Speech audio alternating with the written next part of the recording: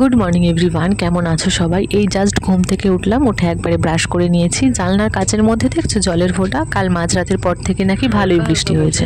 এতক্ষণে আমাদের হোটেলে পৌঁছে যাওয়ার কথা ছিল, কিন্তু কাল রাতে যেহেতু ট্রেনটা 1 ঘন্টা লেট করে ছেড়েছে, আমরা ভেবেছিলাম ঠিক আছে রাতের দিকে হয়তো ট্রেনে নেবে, কিন্তু ট্রেনটা স্লোই চলছিল। আমাদের স্টেশনে পৌঁছানোর কথা ছিল ওই 4:30-5টা নাগাদ, কিন্তু আমরা পৌঁছেছি 7:30 নাগাদ। প্রায় 3 ঘন্টা লেটে পৌঁছেছি। আমরা আমাদের গন্তব্যস্থলে পৌঁছে গেছি। এনিগেস আমরা কোথায় এসেছি দাঁড়াও, একটু ওয়েট করো।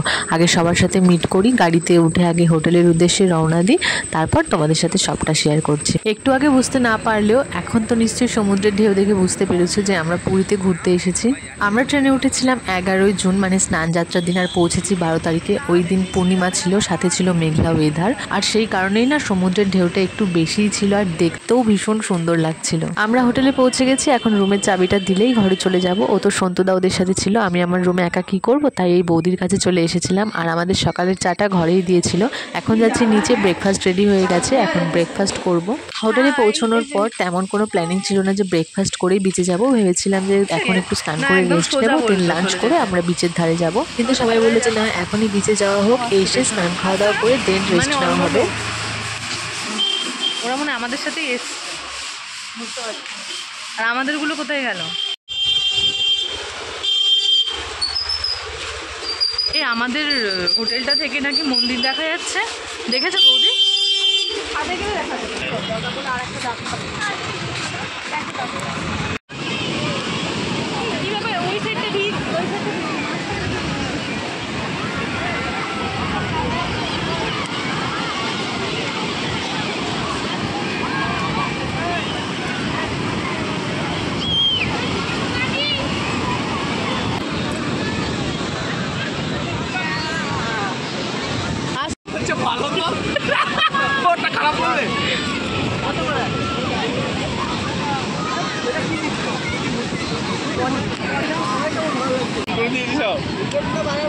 রুমে গিয়ে স্নান খাওয়া দাওয়া সেরে একটু রেস্ট নিয়ে আবার চলে এসেছিলাম সমুদ্রের পাড়ে। এখানে সুন্দর বসার জায়গারও ব্যবস্থা ছিল, চেয়ারও ছিল, আবার ওই বাঁশ দিয়ে যেই বসার জায়গাগুলো করে না, বেঞ্চ মতো, ওইগুলোও ছিল।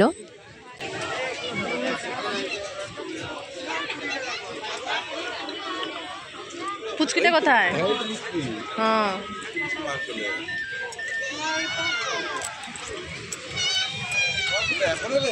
হ্যাঁ,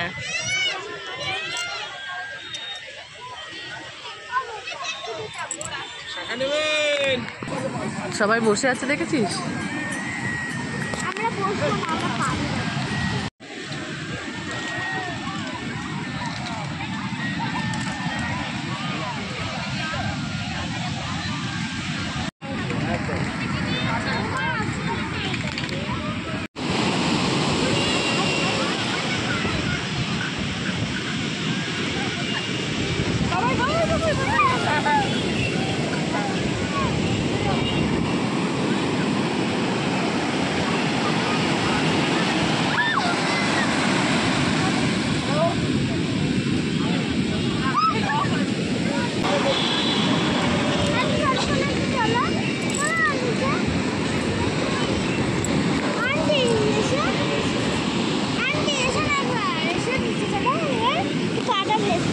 ওদিকটাতে, এদিকটাতে।